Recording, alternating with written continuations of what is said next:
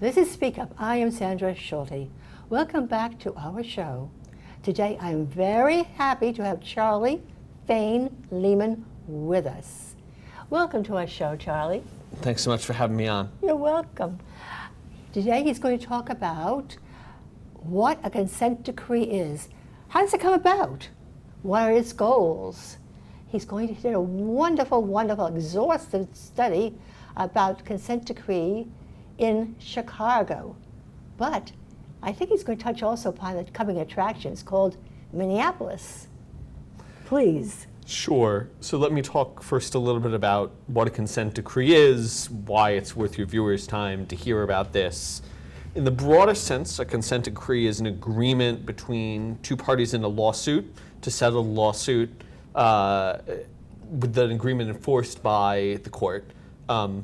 More narrowly, when a government regulator comes after a private entity or a smaller public entity, in the case we're going to talk about, they bring a lawsuit, they allege some set of violations of the law. The two parties can come to an agreement about how to resolve the violations and then have that agreement enforced by the court. That's a consent decree. Most often, and the context in which your viewers may have heard of a consent decree, is that they are applied to police departments under investigation by the Department of Justice. So the Department of Justice, since 1994, the Department of Justice has been empowered to and charged with identifying the terms of pattern or practice of unconstitutional policing which violates citizens' civil rights, in a particular local police department or any local police department. They will often investigate a police department, find that they believe there is a pattern or practice of unconstitutional policing, sue the police department and the pattern, very important, the pattern. The pattern. And then try to resolve what they perceive to be the issue through a consent decree. So there are a number of police departments in the United States today which are under consent decrees that are a product of DOJ lawsuits. Mm-hmm. So as you alluded to, I've written a report about the consent decree in Chicago, which is sort of a complicated one, but is part of a wave of consent decrees that happened during the Obama administration. A key component of the Obama administration's, I think the term they would use is police reform. That's a matter, you can dispute that. But their police reform agenda was identifying police departments they viewed as problematic and investigating them with the goal of ascertaining if there's a pattern or practice of unconstitutional policing, and then establishing consent decree if there was. So they did this in a number of major cities. They did this in Ferguson after the protests there. They did this. They sort of tried to do this in Chicago. Chicago's under a slightly more roundabout one. But when Donald Trump took office in 2016, he and his first Attorney General, Jeff Sessions, expressed a great deal of opposition to pattern and practice investigations into consent decrees. They argue that they contribute to crime and are not an effective tool for police reform, and so they stopped the practice. The Biden administration, since taking office in 2020, has reignited, has begun again with the investigation of police departments. Most recently, there's the Biden Department of Justice has alleged a pattern or practice of unconstitutional policing in Minneapolis, site of the killing of George Floyd and subsequent protests and riots. It is expected that soon the city of Minneapolis and the Biden Department of Justice will enter into a consent decree for purposes of reform. Mm-hmm. Which two parties agree to as hopefully as a reformation or allaying of what the practice has been. And in the context of policing, usually what happens is that there'll be a charge that the police department was overly aggressive, it was engaged in needless use of physical force, unnecessary arrests, and generally there's an allegation of racial disparity in its practices, even after controlling for other relevant variables. And then to resolve this, usually you'll get a laundry list of potential issues with the department, and the court will impose a timeline with a monitor who oversees progress and reports on it. So in the case of Chicago, which I've written about, Chicago's the largest police force in the United States under a federal consent decree. In Chicago, the consent decree was a product of the killing of Laquan McDonald. A young man was killed in police altercation. Subsequent dash cam footage indicated that police officers shot him in the back while he was fleeing. Maybe fleeing. It certainly turned away, not after posting a threat as the officer claimed. This resulted in mass protests and unrest in Chicago back in 2015. The Department of Justice under the Obama administration investigated Chicago. On the last week Barack Obama was in office, they released their finding alleging that, yes, there's been a pattern of practice of unconstitutional policing. The Trump administration declined to pursue that as a consent decree. Eventually, the Illinois Office of the Attorney General stepped in to be the counterparty. And so today, since 2019, the Chicago Police Department has been subject to one of these consent decrees. I think this is worth studying because part of the thesis of the Obama administration and the Biden administration that the Trump administration was skeptical of is that these are effective tools for police reform. So it's useful to go and say, what has been the impact of this consent decree in this particularly large, significant, unique department, and what can we learn from it about the utility of consent decrees more generally for accomplishing goals most people support, i.e. making the cops better. And what have they found out? So what I find, the consent decree in Chicago is still ongoing. Mm-hmm. It's been in implementation since 2019. Mm-hmm. They actually recently extended, they have another, up through, I think 2027, I have to check my notes. They got another 5 years. So, any claim I make about its efficacy is preliminary.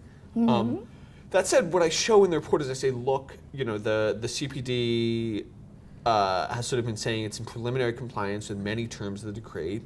What is the actual effect on the use of force, on police activity, on stops, on officer-involved shootings, and on public perception of the CPD? What I find across the board in all of those measures is that by and large there's been no change. People trust the CPD about as much as they used to. The CPD is using about as much force as it was using prior to 2019. The CPD is it's stopping people slightly, yes, but I argue that is mostly due to COVID and the concurrent decline in police activity that we saw across major departments. And the CPD is facing similar or slightly fewer numbers of complaints filed with its major oversight agency. So, and we can talk about sort of what might be driving this trend, but I think at a macro level it is very notable that there has not been any real change in any of these concrete outcome indicators that we would care about if we want to say, when we care about reform, we care about people's perception of the police and how they experience policing on a day-to-day basis. That's right, satisfaction. Right, exactly. And so I think, for me, it is remarkable that there's been no obvious effect from these reforms on just these straightforward indicators of how is CPD doing, the indicators that caused the Obama Department of Justice to allege that they were engaged in an unconstitutional pattern of practice. So basically they have the same level of stops, the same level of violent encounters, et cetera, et cetera. Wow. One of the things that's worth underscoring is that much of there has been a decline in a number of these indicators since 2015. Uh-huh. So since the death of Laquan McDonald and the subsequent release of footage of his death, which sparked protests, coupled Rahm Emanuel's mayoralty, installed Lori Lightfoot in the mayoralty. Since this momentous upheaval, there have been significant changes in the behavior of the Chicago police force, but all of it predates the actual implementation of the consent decree, which suggests to me that it suggests either that what reform is going to happen has already happened, or alternately that the consent decree is not necessarily well designed for wringing additional reform out of the CPD, as it were. Sounds to me like that's a pretty good guess. So I think it's part of the value of something of investigating this is to ask what's the efficacy of consent decrees? What's the use of them? Are there other suggestions? Being floated? Other tools for reform? Exactly. So that's I think an important and broader conversation. What I say in the papers, I say, my goal is really just to articulate, I don't know that in this particular case this is an effective tool. There's a broader literature that says consent decrees can work, but it's far from guaranteed. They're hard to get right. Is it possible that it works in some situations but not in others? And that's what we observe. The biggest success is in Los Angeles, where they've seen a large precipitous decline. The biggest failure is probably Pittsburgh, my hometown, where there were increases in use of force and complaints following the implementation of the consent decree. Is there any way of knowing why? What is the difference in the different environments? It's hard to say on a case-by-case basis. I think that what you'll observe is, in order for the consent decree to work, lots of moving parts have to go together. Read into it, buy-in. Mm-hmm. You need buy-in, and buy-in from a variety of actors. There has to be interest on the part of the leadership. There's to be interest on the part of line officers. There's to be interest on the part of civilian leadership, not just the police leadership, but civilian leadership as well. There has to be effective oversight from the judge and from the independent monitor. All of these different things have to go right in order for it to be effective in terms of its governance. And if one of these components doesn't work, you will not necessarily, it's like when you talk about addictions, sometimes people say people have to want to change. Police departments have to want to change, at least for the consent decree model to work, it seems. It's hard to impose change through it. Also, too, when you have the same actors acting, it's hard to get them to act differently or to change their behavior. Also, too, I'm asking myself if it's hard to change attitudes in the general public also. I think that's certainly true among police officers. We observe in surveys since 2015, there's been a pretty pervasive pessimism among people in the profession. But it's also true of people's trust in the police. Yes. One thing you see in studies when you have high salience police shooting, there's some debate in the literature, but the way that I read it is in the balance of studies, most of those shootings do not appreciably change civilian behavior, which is measured by willingness to call 911. And what that says to me is that people's trust in the cops, people's trust in the institution of policing is pretty sticky. People have strong, deeply held opinions about it. There isn't a lot of shifting of those opinions. And so shifting that kind of sticky opinion takes more than a little bit of effort. It also takes time. Mm-hmm. Right, it takes substantial time. It requires the kind of, let us imagine, there are two interpretations, right? Yes. We could say CPD is not as bad as its critics allege, and I'm skeptical of its most trenchant critics, but we could also say CPD is as bad as its critics allege. But if it is, then the culture that they are alleging characterizes it is clearly more deeply rooted than simply the imposition of a consent decree can affect. Gee, this is a tough one. So, I think that there are things that you can do to shape. There are 2 points I would make. All right. One is that there are things one can do to shape police behavior, and we're sort of really on the front end of doing that. After many years of debate, we now believe that body worn cameras are beneficial for reducing police misconduct and use of force. We now have pretty good evidence of that. There's a lot of back and forth. We have preliminary evidence that says de-escalation training, which many officers are trained in, really does help. There's a school of practices called procedural justice policing, procedural justice training, which basically are about teaching police officers how to engage with citizens as citizens, awareness of their rights and acting in a way that communicates that awareness. And across a variety of measures. Interestingly, procedural justice policing does not reduce crime in a community, but it dramatically increases people's perceptions of police officers' respect for them and respect for the law, and causes them to have a concomitant sense of respect for police officers. So that, there are real things we can do. The other thing I would emphasize is that despite the claims of its critics, American policing has come a very long way over the past 60, 50 years. A friend of mine likes to observe that up until the mid-1970s, when the Supreme Court said you couldn't, it was perfectly legal and accepted to shoot fleeing suspects in the back. And that was considered a perfectly reasonable activity. Prior to the 1960s, the interrogation room beating was quite common and seen as admissible. Well, it wasn't seen as admissible, but it was perceived as an acceptable way to collect evidence in many departments. Modern policing, I think by its nature, American policing is very diffuse. We have 18,000 police departments in this country. But we have made great strides in professionalizing our police, reducing their use of force, increasing their respect for citizens. We are much better off than we used to be. And in some senses, much of the concern about policing comes from a perception that our rising standards are impelling us to even greater demands. And also, too, would you say this, because so many more people are of a younger generation are entering the police force with different training, perhaps, that might be influencing things?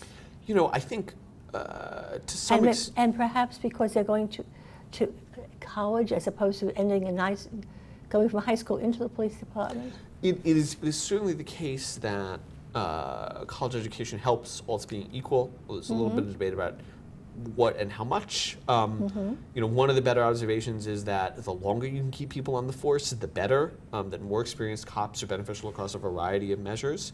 But I think the other thing that we're observing right now is that separately from this conversation, there's a workforce crisis in policing. There has been, at least since arguably the Great Recession. Yes. And so, I think police departments are struggling in hiring just at a time when they need sort of some of that better talent coming in.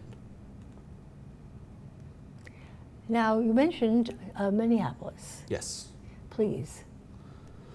Just briefly as I alluded to, Minneapolis PD, obviously a controversial police department, particularly the killing of George Floyd, under investigation by the Biden DOJ.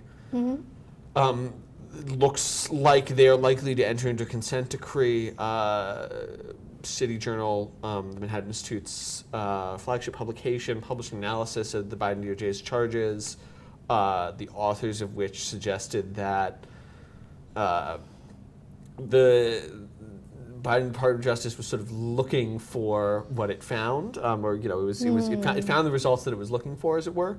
Nonetheless, I think there's a real question about whether or not Minneapolis has undergone substantial upheaval in the past 3 years, and I'm not convinced that the consent decree process is going to make things better, particularly given the position they're currently in. Yeah. And where do you think, what other alternatives might there be to consent decrees that might be useful? There's a spectrum of governance reforms that you can talk about.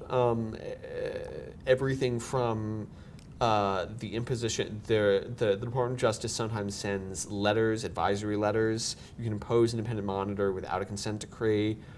You can impose the consent decree without an independent monitor. You can do both.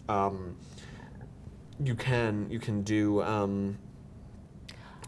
What happens if they find that the people are not adhering to the consent decree? How there's no enforcement, really. Right. I mean, so strictly speaking, there's a contract, right? There's an agreement between the federal government and the suing department and the suing entity and the suit department. In theory, the federal government could, the department can be placed into receivership. It can be dissolved. It sort of depends on the terms, depends on what the court wants to do. That's never happened. It would be interesting if it did. I don't know, whether I think that's likely to happen. That's an option on the table, but I think it is right that it's very hard to have accountability. In some sense, part of the reason this kind of relationship is not optimal is because,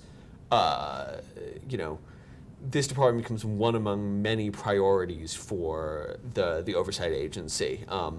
It's just not necessarily the most responsive or direct lever. Okay. Are there other types of things that work in different types of communities? Yeah, well, so I talked through those sort of officer level interventions, and I think that often when we talk about reform, officer level is the right place to do it. That trying to fix the department or to fix department culture is a much more. I like to say in public policy, you can try to change things or you can move things around, and it's always easier to move things around than to change things. So we talked about things that officers can do, trainings officers can do.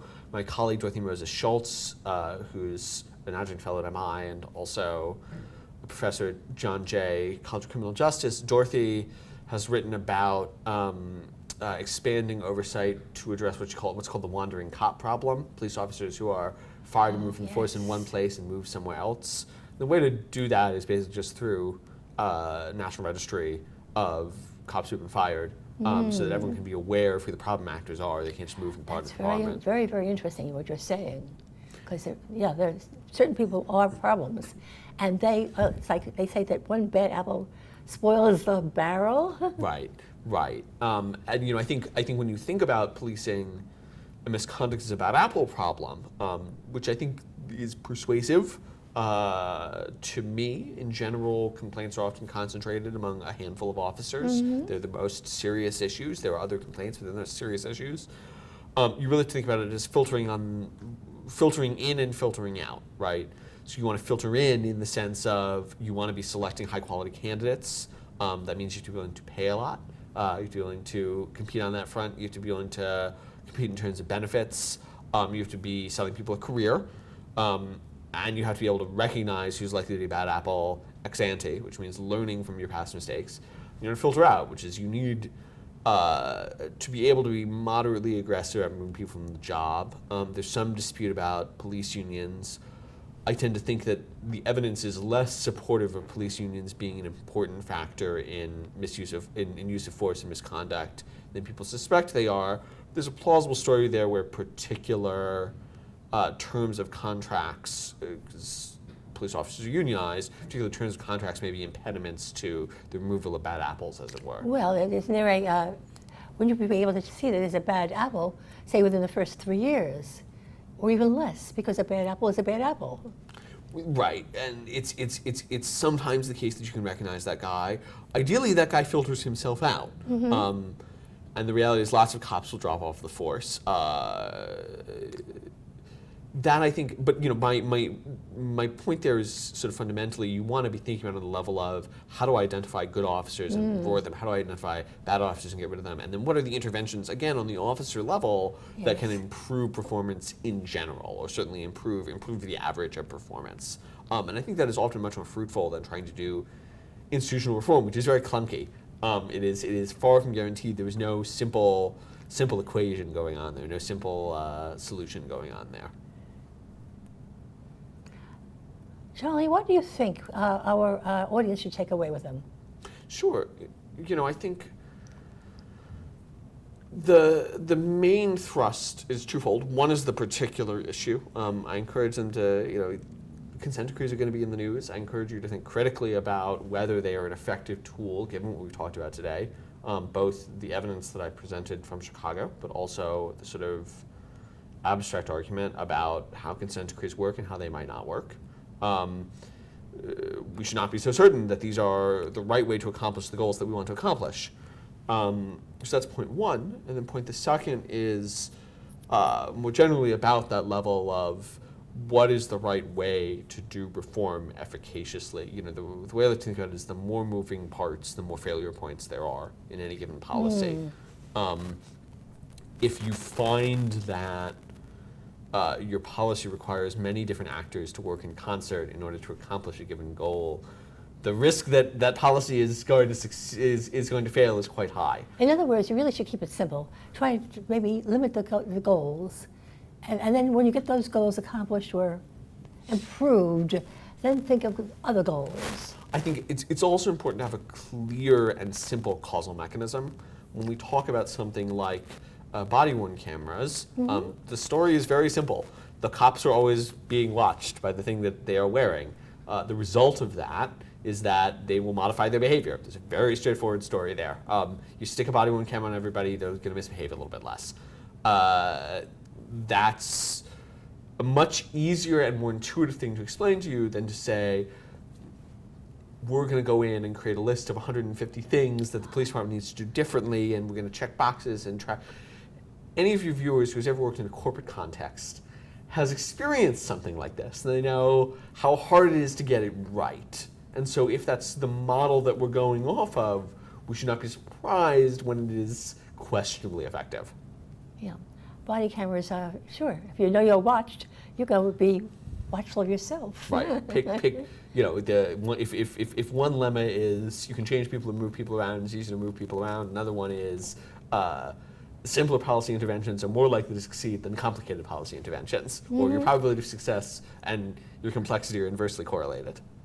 That makes sense. It's a very catchy slogan, I know. But I think there might be something to it. Yep. And perhaps there should be a uniformity of first steps, including body cameras. Right. Well, I think what I have learned is that there are many police departments that are behind the curve on simple things. Many police departments don't keep track of where crimes are happening. They don't have 21st century data tools. It's not a function of malice, it's just a function of funding and what they have. So getting those simple things right first is a good way, I think, to make the more complicated things go more smoothly. That makes sense to me.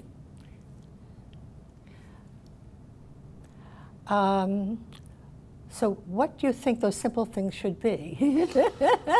I think, again, focusing on the handful of tools that we know that we have that are efficacious. Learning, as I alluded to, many police departments don't track basic metrics. Knowing who is a problem, recognizing your bad apples comes down to Being keeping willing track. to do something about it. That's also true. Willingness. Yes, I think willingness is key, but you can't do something about it if you are not measuring the behavior that you're interested in. If you are not keeping track of who is running up a lot of complaints, then you will not identify him until he's a problem.